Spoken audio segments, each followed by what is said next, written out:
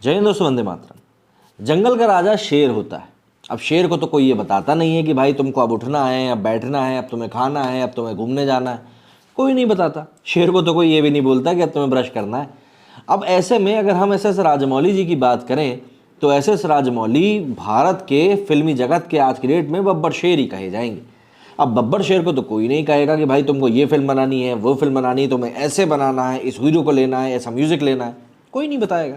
क्योंकि S S Rajamouli साहब ने वो जगह आज की डेट में हासिल कर ली है जहाँ पे कोई उनको कुछ नहीं बताएगा, वो अपनी जगह पर संपन्न है। लेकिन जब उनसे पूछा गया कि भैया हॉलीवुड में मूवीज़ बनाने के ऊपर आपका क्या विचार है, उसके ऊपर उन्होंने जो जवाब दिया वो जवाब सुनकर आपको भी यही लगेगा कि भाई क्या कोई व्यक्ति इतना सुलझा हुआ हो सकता है। निर्देशक एस एस राजमौली इस समय फिल्म RRR की शानदार सफलता का लुत्फ उठा रहे हैं।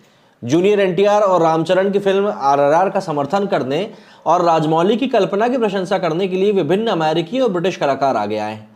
दरअसल पिछले हफ्ते ही फिल्म के गाने नाटू नाटू के लिए गोल्डन ग्लोब अवार्ड जीतने के बाद एस एस राजमौली और संगीतकार MM किरावनी ने फिल्म निर्माताओं स्टीवन स्पीलबर्ग और जेम्स कैमरून के साथ मुलाकात करी। दोनों निर्देशकों ने RRR की टीम और राजमौली की पीरियड फिल्म में उनके काम की काफ़ी तारीफ करी। और अब एस एस राजमौली से हॉलीवुड में कदम रखने के बारे में पूछा गया, जिस पर उन्होंने अपने विचार सामने रखे हैं। दरअसल जिस तरह से RRR अभिनेता रामचरण और जूनियर NTR से उनकी हॉलीवुड योजनाओं यानी हॉलीवुड की फिल्मों में डेब्यू करने के बारे में पूछा जा रहा है, उसी तरह एस एस राजमौली से भी हॉलीवुड में फिल्म बनाने के लिए कहा जा रहा है। अब निर्देशक एस एस राजमौली ने इस सब्जेक्ट पर बात करते हुए कहा कि मुझे लगता है कि हॉलीवुड में फिल्म बनाना दुनिया भर के हर फिल्म निर्देशक का सपना रहता है और मैं उनसे अलग नहीं हूँ। मैं भी एक्सपेरिमेंट करने के लिए तैयार हूँ। लेकिन राजमौली ने कहा कि हॉलीवुड में फिल्म बनाने को लेकर फिलहाल मैं काफ़ी कन्फ्यूजन की कंडीशन में हूँ कि मुझे आगे करना क्या है। भारत की बात करें तो यहाँ पर मैं डिक्टेटर हूँ, तानाशाह हूँ। यहाँ मुझे कोई नहीं बताता कि मुझे फिल्म बनानी कैसे है। लेकिन अगर मैंने हॉलीवुड में कोई फिल्म बनाने की कोशिश करी तो उसके लिए मुझे किसी के साथ मिलकर ही काम करना पड़ेगा।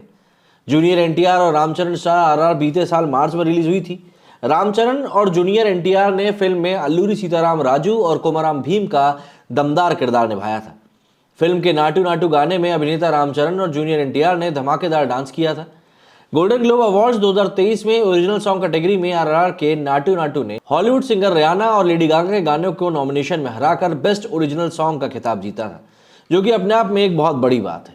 तो ऐसे में राजमौली साहब का इस समय जो ये एक बयान सामने आ रहा है वो कई लोगों को कन्फ्यूजन में भी डाल सकता है कि भैया फिर से ये अहंकार में भर गए।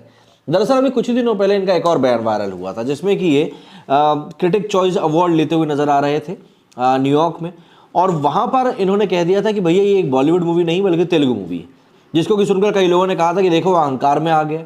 तो ऐसे में अब यही बात चलाई जा रही है कि भैया एस एस राजमौली साहब फिर से अहंकार में डूब गए हैं, क्योंकि ये अपने आप को एक तानाशाह और डिक्टेटर बता रहे हैं भारत में।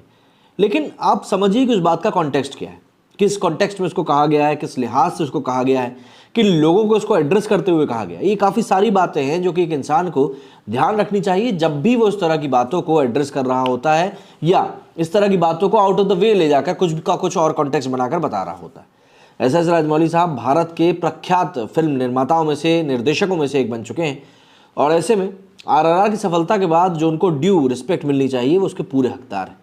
आप लोगों का इस बारे में क्या कहना है? क्या एस एस राजमौली हॉलीवुड में जाकर भी उतनी ही सफलता अर्जित कर पाएंगे जितने कि वो भारत में कर रहे हैं, या उनको भारत और सबसे बड़ी बात अपनी रीजनल सिनेमा तक ही सीमित रहकर अपनी मूवीज़ को पैन वर्ल्ड लेवल पर रिलीज़ करना चाहिए?